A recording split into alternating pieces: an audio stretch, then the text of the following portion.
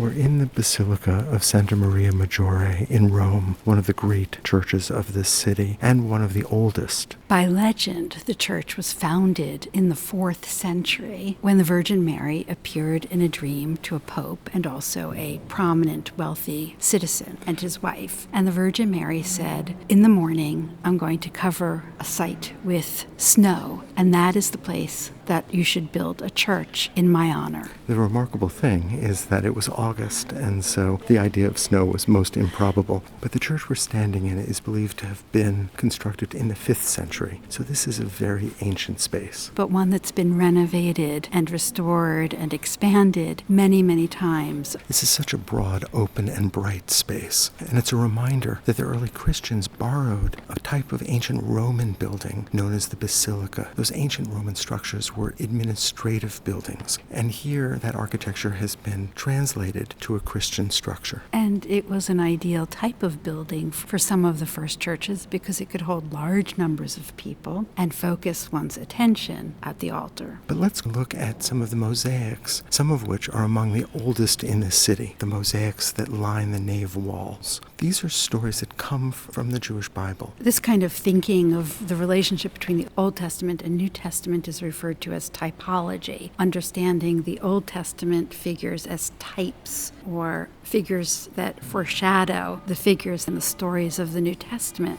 Let's take a look at one of the mosaics and see how this typology works. The separation of Lot and Abraham shows Abraham on the left and Lot, his nephew, on the right. Abraham holds out his hand and points to his son Isaac, who has not yet been born. But both Abraham and Isaac are so critical to the Christian story that Isaac appears here anyway.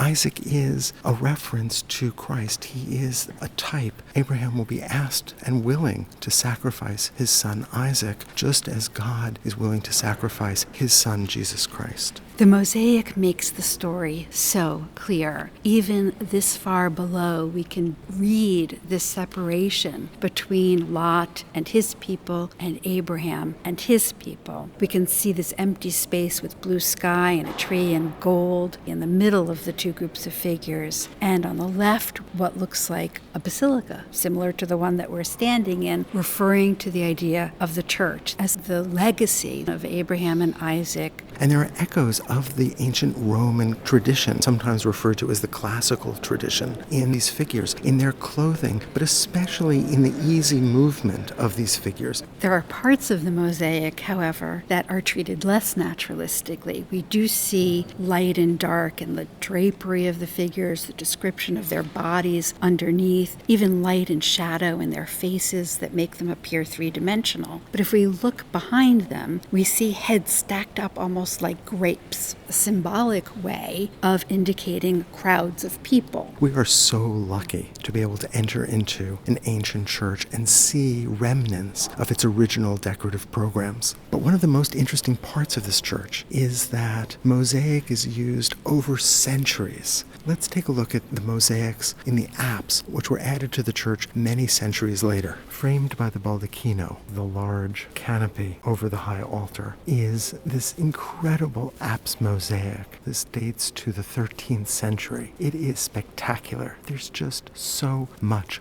gold, so much reflected light. Here we see a scene that was very popular, and that is the coronation of the Virgin Mary in heaven. Christ is on a throne with Mary and placing a crown on her head, crowning her Queen of Heaven. And the throne that they're sitting on is so elaborate. We see red pillows and gold and jewels and golden stars in a blue field so that we know that we're in heaven. Just below them are emblems of the sun and the moon for Mary and the golden sun for Christ. And then surrounding them in this beautiful field of gold are scrolling vines, birds, this sense of the paradise of heaven. And both Christ and Mary look quite substantial. We can see the folds of the drapery that describe their knees and their laps and the forms of their arms. The smallest figures represent the patrons, in this case a pope and a cardinal, and then